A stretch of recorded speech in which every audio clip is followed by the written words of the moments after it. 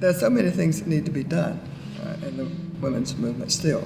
Equal pay for equal work, those kinds of things.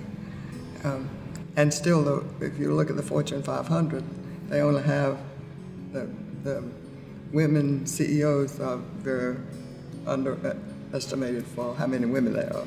I mean, there should be there.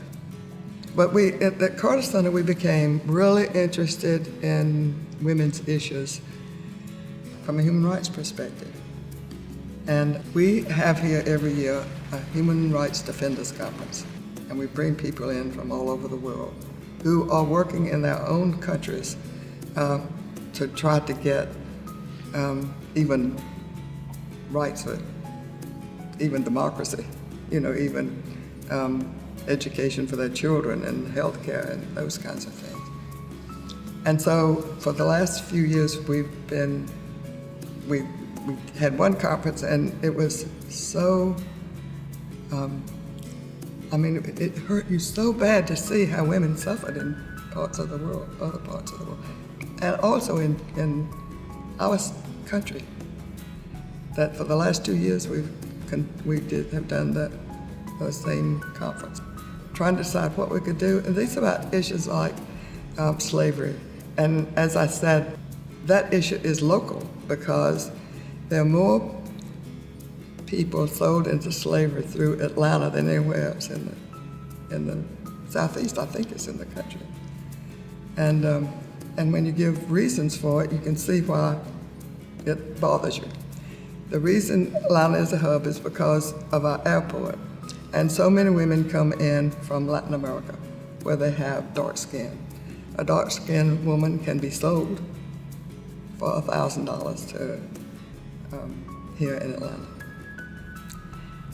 A lighter skin goes for much, much more. And so we got so upset. We would talk about it after the conference, and then I think it was the second one, when talking about what we could do, Jimmy said, just in this October, and he said, I'm going to write a book about it and I'll finish it before December. I thought, oh my goodness. But he did. And I have been, he has too, I'm sure, so excited about what's happening, because talking about now rapes on college campuses and in the military. But he did finish the book, and now we're talking about closing down the places for prostitutions. Universities having to open up about what's actually happening on the campuses as far as rape is concerned in the past, and in the military too. They've talked to the man usually and the woman, but getting them to just keep it quiet and not do it, the man not to do it again. And but now it's becoming more and more, you're reading about how that they are opening up on these things that are happening in the university campuses.